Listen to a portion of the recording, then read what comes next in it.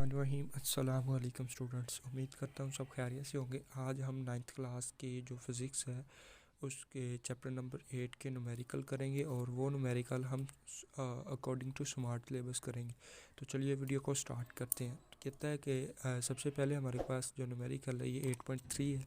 उसमें वो ये कहता है कि अगर 2 मीटर लंबी एलुमिनियम की सलाख हो, ठीक है, यानी कि एक सलाख है हमारे पास, ठीक है, तो उसकी जो एक्चुअल लेंथ है, असल लेंथ को हम L0 से रिप्रेजेंट करते हैं, तो वो 2 मीटर है। और उसके बाद कहता है कि उसको 0 सेंटीग्रेड से 20 सेंटीग्रेड तक गर्म किया जाता है।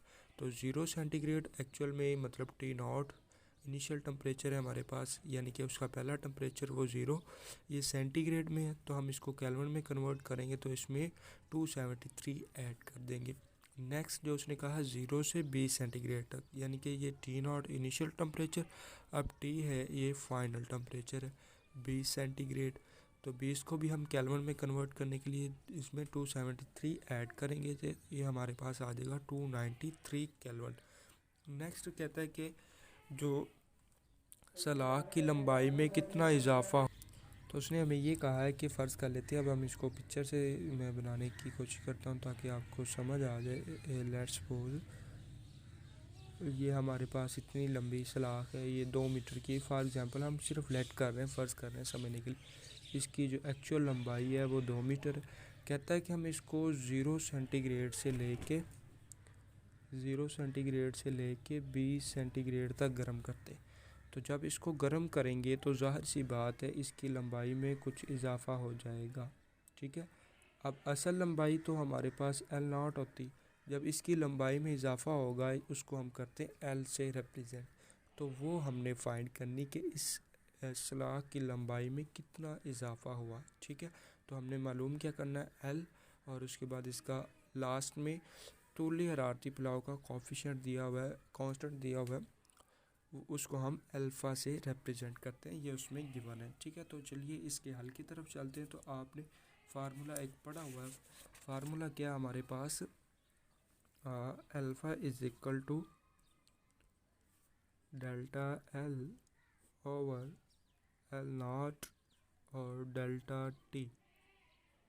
अब आप देखिए हमारे पास जो डेल्टा L नहीं है और ना ही हमारे पास डेल्टा T है, तो पहले हम दोनों को फाइंड करेंगे क्योंकि फार्मूले के अंदर डेल्टा L और डेल्टा T आ रहा। अब डेल्टा L तो हमने फाइंड करना है, यानी कि जो चेंज आया है लेंथ में, ये जो तब्दीली आई है यानी कि चेंज इन लेंथ, ये हमने फाइंड करना है। और डेल्टा T अभी हम निकाल लेते हैं।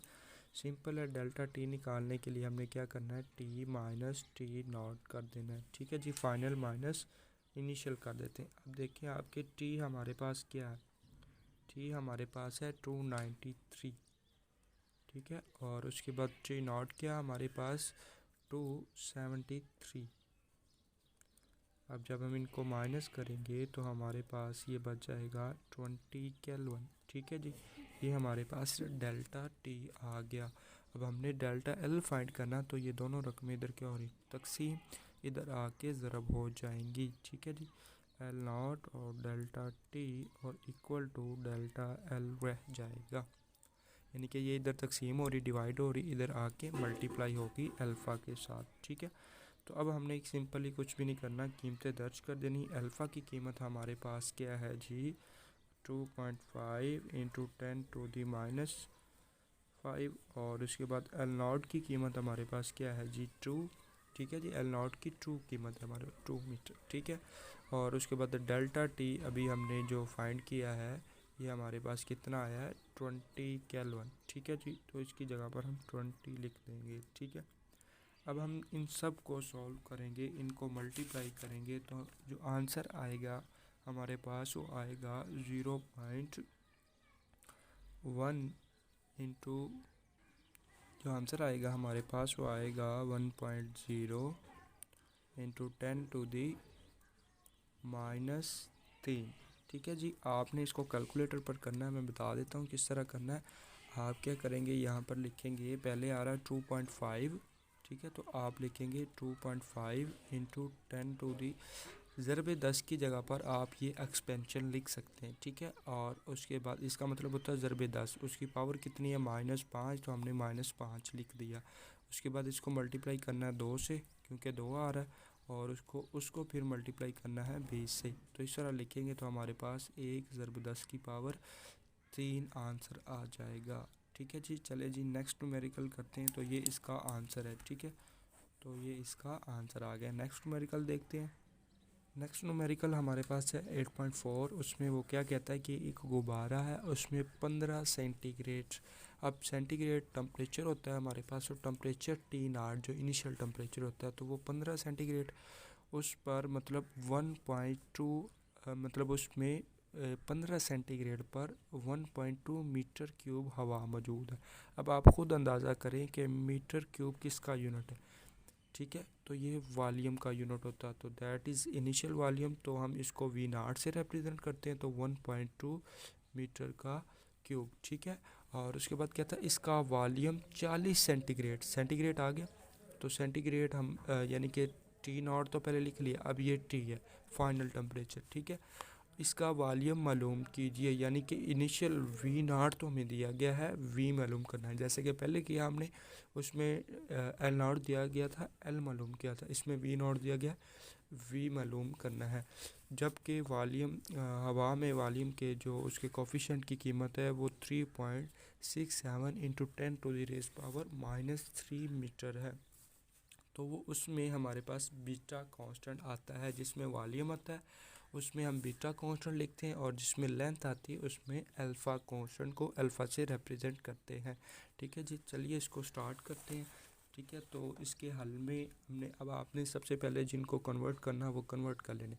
अब ये 15 सेंटीग्रेड है, सेंटीग्रेड को केल्विन में करने के लिए क्या करते हैं हम 273 ऐड कर देते हैं। इसमें 273 ऐड करेंगे 15 में, तो हमारे पास 288 आ जाएगा। इसी तरह 40 में 273 ऐड करेंगे तो हमारे पास 313 यानी कि 313 आ जाएगा। वॉल्यूम हमें ये गिवन है और कांस्टेंट है। उसके बाद हमने फाइंड क्या करना है, वी फाइंड करना है। तो सिंपली हम इसके लिए क्या फार्मूला लगाएंगे। फार्मूला हमारे पास क्या है जी, तो फार्मूला है जी हमारे पास V is equal to V0 1 plus beta T. तो ये हमारे पास फार्मूला है। अब आप देखें कि V तो हमने मालूम करना है, V0 हमें गिवन है, 1 तो एक कांस्टेंट मिकदार है, ठीक है। और उसके बाद बीटा भी गिवन है, लेकिन डेल्टा टी हमारे पास नहीं है। तो बिल्कुल वही सेम तरीका हम यूज़ करेंगे डेल्टा टी फाइंड करने के लिए। तो डेल्टा टी फाइंड करने के लिए टी माइनस T0 कर देंगे, ठीक है। तो टी की कीमत हमारे पास क्या है 313, और उसके बाद T0 की कितनी है 288। अब हम इनको क्या करेंगे माइनस करेंगे, तो हमारे पास 25 आ जाएगा, और ये केल्विन में टेम्परेचर आएगा, ठीक है जी। ये हमने डेल्टा टी फाइंड कर लिया। अब हमने जस्ट कीमतें दर्ज करनी है। V0 की कीमत क्या है 1.2, 1 वैसे आ जाएगा, प्लस वैसे बीटा की कीमत हमारे पास क्या है जी 3.67 इंटू 10⁻³ और ये मल्टीप्लाई हो रहा है डेल्टा टी की अभी हमने कीमत फाइंड की है 25। अब हम इन सब को मल्टीप्लाई करेंगे और जो आंसर आएगा हमारे पास वो ये आएगा 1.31 मीटर का क्यूब, ठीक है जी। इसको हम मल्टीप्लाई करके देख लेते हैं। आपने कैलकुलेटर ले आना है, कैलकुलेटर ला के आपने इन रकमों को जिस तरह ये लिखी हुई हैं लिख लेनी है। अब आप देखें इधर क्या लिखा हुआ है 1.2, ठीक है। तो हम लिख लेंगे इसको नहीं आपने पहले लिखना है, पहले ये दोनों ज़रब हो रही तो इन दोनों को मल्टीप्लाई कर लेना 3.67, ठीक है। और उसके बाद ये लिखने के बाद इंटू 10⁻⁻, यानी कि ज़रब 10 की जगह पर हम एक्सपेंशन लिखते हैं, ठीक है। और ये पावर कितनी है -3, वो लिख लिया हमने। ये मल्टीप्लाई हो रहा है किसके साथ 25 के साथ, ये भी लिख लिया। इतना लिखने के बाद 25 के आपने बराबर दबाना, ये आएगा, ये 1 के साथ जमा हो तो जमा लगा देना आपने, फिर 1 ये कर देना है, फिर इसको मल्टीप्लाई करना है 1.2 के साथ। मल्टीप्लाई करेंगे तो हमारे पास जो आंसर आएगा ये 1.31 आ जाएगा। तो हमने इसको लिख देना है, ठीक है जी। ये हमारे पास वॉल्यूम आ गया। ठीक हो गया जी। आगे नेक्स्ट करते हैं। अच्छा जी, नेक्स्ट न्यूमेरिकल है हमारे पास जो स्मार्ट सिलेबस में आ रहा है वो 8.7 है। कहता है कि 5000 जॉल हरारत, ठीक है। हरारत को हम किससे रिप्रेजेंट करते हैं? क्यू से। कहता है कि वो मुहैया करे तो कितनी बर्फ़ पिघलेगी, कितनी बर्फ़, ठीक है। बर्फ़ एक यानी कि कोई ना कोई मैस रखती होगी, ठीक है। तो वो हमने मैस फाइंड करना है, यानी कि कितना मैस ही रखती है ना बर्फ़, ठीक है। वो ठोस चीज़ है, हर ठोस चीज़ का क्या होता है? मैस होता है। तो कहता है कि 50,000 जॉल की हरारत डेल्टा क्यू, ठीक है। तो हम डाटा लिखेंगे तो ये हमारे पास हरारत, ठीक है, 50,000 जॉल, ठीक है, हरारत डेल्टा क्यू दिया गया। और उसके बाद आगे उसके क्या बताया है कि जबकि जो बर्फ़ के पिघलाव की मख्फी हरारत है वो कितनी है, यानी कि ये मख्फी हरारत को हम रिप्रेजेंट करते हैं एच एफ से, ठीक है। और इसमें जो फार्मूला लगेगा वो पिघलाव की मख्फी हरारत वाला ही लगेगा, ठीक है, क्योंकि उसने खुद ही बता दिया इसमें स्टेटमेंट के अंदर कि पिघलाव की मख्फी हरारत एच एफ है, ठीक है। और हमने क्या फाइंड करना है? मैस फाइंड करना है, ठीक है, कि कितनी बर्फ़ पिघलेगी, ठीक है, वो हमने फाइंड करनी। तो इसका ये फार्मूला हमारे पास H F equal to H delta Q F over M. अब आप देखें कि एम हमने क्या करना है? फाइंड करना है, मालूम करना है। तो एम उधर क्या हो रहा है? तकसीम हो रहा है, इधर आके क्या हो जाएगा? ज़रब हो जाएगा एच एफ के साथ, इधर आ जाएगा डेल्टा क्यू एफ, ठीक है जी। अब एम फाइंड करना है तो ये इधर ज़रब हो रहा है, उधर जाके क्या हो जाएगा? तकसीम हो जाएगा एफ और ओवर एच एफ आ जाएगा। अब हमने सिंपली कुछ भी नहीं करना, कीमतें दर्ज करनी और कैलकुलेटर पर हमारा आंसर आ जाएगा, ठीक है। तो हम कीमतें दर्ज करते हैं। डेल्टा क्यू की कीमत हमारे पास 50,000 है, ठीक है।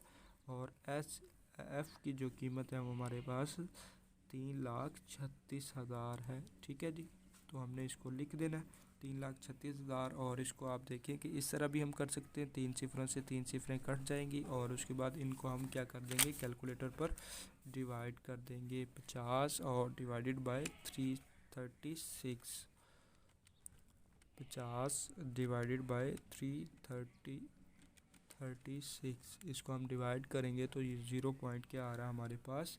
14 आ रहा है, ठीक है। तो आंसर देखते हैं, यही है। तो हमारे पास जो आंसर आ रहा है बिल्कुल यही आ रहा है, ठीक है। तो हम इसको सॉल्व कर, अब ये आया हमारे पास 0.148, यानी कि 0.148 ये आंसर आया है। लेकिन आपकी बुक में जो आंसर दिया गया है वो 148 किलोग्राम। अब आप देखें कि ये जो मैस है ये हमारे पास ग्राम्स में आया है, ठीक है। तो इसको केजी में कन्वर्ट करने के लिए 0.148 को हम मल्टीप्लाई कर देंगे 100 के साथ, ठीक है। तो फिर ये केजी में कन्वर्ट हो जाएगा। जब इसको हम मल्टीप्लाई करेंगे इसको इस रकम के साथ तो ये हमारे पास क्या आ जाएगा? 148.8, ठीक है। तो तकरीबन ये 148 किलोग्राम ही आ गया है हमारे पास मैस, ठीक है। तो सिंपल हमने फार्मूला लगाया, ये ग्राम में आया, इसको 1000 से मल्टीप्लाई किया तो ये केजी में आ गया, ठीक है। नेक्स्ट करते हैं। अच्छा जी, नेक्स्ट एंड लास्ट न्यूमेरिकल है हमारे पास वो है 8.9, ठीक है। 8.9 है, उसमें कहता है 100 ग्राम पानी। ग्राम किसका यूनिट होता है? मैस का। किलोग्राम होता है वैसे, लेकिन ग्राम से हम समझ जाएंगे कि ये मैस दिया गया है, ठीक है। और टेम्परेचर हमें 100 सेंटीग्रेड। कहता है कि 100 ग्राम पानी को 100 सेंटीग्रेड तक टेम्परेचर पर भाप में तब्दील करने के लिए कितनी हरारत हीट हमें देनी पड़ेगी, ठीक है। और जबकि पानी के एवेपोरेशन की जो हरारत है वो यानी कि वो कांस्टेंट दिया गया हमें एच वी, वो हमें दिया गया, मैस दिया गया, ठीक है। तो हमने इसको क्या करना है? इसका क्या फाइंड करना? एनर्जी फाइंड करनी है। यानी कि उसने कहा 100 ग्राम हमारे पास पानी हो, ठीक है, और उसको 100 सेंटीग्रेड तक गर्म करें तो वो कितनी हरारत लेगा, मतलब भाप में तब्दील होने के लिए, ठीक है। ये तो कांस्टेंट है, इसकी बात ही नहीं करते हम। तो हम चलिए इसको सॉल्व करते हैं। यानी कि उसने क्या कहा हमें कि 100 ग्राम पानी है, ठीक है, और उसको हम 100 सेंटीग्रेड तक ही गर्म करते हैं। यानी कि इस तरह अगर हम एक बीकर ले लें, ठीक है, और इसको हम नीचे से हीट अप करें, नीचे से जब हम इसको हीट अप करेंगे इसके अंदर जो पानी होगा बीकर के अंदर वो कितना है? 100 ग्राम है, ठीक है। और जब हम इसको नीचे से गर्म कर रहे हैं, टेम्परेचर कितना हमारे पास? 100 सेंटीग्रेड, ठीक है। टेम्परेचर भी 100 सेंटीग्रेड है और जो मैस है पानी का वो भी 100 ग्राम है, ठीक है। तो अब जब हम इसको गर्म कर रहे हैं, कहता है कि जब तक यानी कि जब इस ये भाप में तब्दील होगा तो कितनी हरारत ये जज़ब करेगा, डेल्टा क्यू हमने क्या करना है, फाइंड करना है। ठीक है, तो करते हैं इसको सॉल्व। ये फार्मूला है इसका। ठीक है, अब हमने डेल्टा क्यू फाइंड करना है। मैच उधर क्या हो रहा है, डिवाइड इधर आके क्या हो जाएगा, मल्टीप्लाई हो जाएगा। अब हमने सिंपली क्या करना है, कीमतें दर्ज कर देनी है। ठीक है, तो एच एफ की कीमत हमारे पास क्या है, 2.6 इंटू 10⁶। ठीक है, और मैस हमारे पास ग्राम्स में है, तो पहले हम इसको किस में कन्वर्ट कर लेंगे, किलोग्राम में। तो किलोग्राम में कन्वर्ट करने के लिए हम इसको डिवाइड कर देंगे किस पर, 1000 पर। ठीक है, तो ये हमारे पास केजी में आ जाएगा। जब हम इसको केजी में कैलकुलेटर पर आप करेंगे तो ये 0.1 किलोग्राम आएगा। ठीक है, तो यहाँ पर हम क्या लिखेंगे, 0.1 किलोग्राम। ठीक है, तो जब हम इनको मल्टीप्लाई करेंगे तो जो आंसर आएगा वो हमारे पास देख लेते हैं क्या आता है आंसर, 2.26 है। और ज़रबे 10 की जगह पर हम ये एक्सपेंशन लगाते, तो ज़रबे 10 की पावर कितनी, 6, तो हमने ये 6 लिख दिया। फिर इसको मल्टीप्लाई करवाना है किसके साथ, 0.1 के साथ, तो ये आ रहा है हमारे पास। ठीक है, तो बिल्कुल करेक्ट आया आंसर हमारा, 2,26,000। ठीक है, तो ये आंसर आ गया। अब आप देखें कि जो इशारिया है इधर पड़ा होता है, इसको उठा के जब हम इधर लेके आएंगे ना, तो ये हमारे पास 2.26 ज़रबे 10 की पावर क्या हो जाएगा, कितने से हमने क्रॉस किए, 1 2 3 4 5, 5 आ जाएगा। ठीक है, और उसके बाद ये हमने क्या फाइंड कर लिया जी, एनर्जी फाइंड कर लिया। ठीक है, और इधर हम इसका यूनिट लगा देंगे जूल। उम्मीद करता हूँ आपको वीडियो पसंद आई।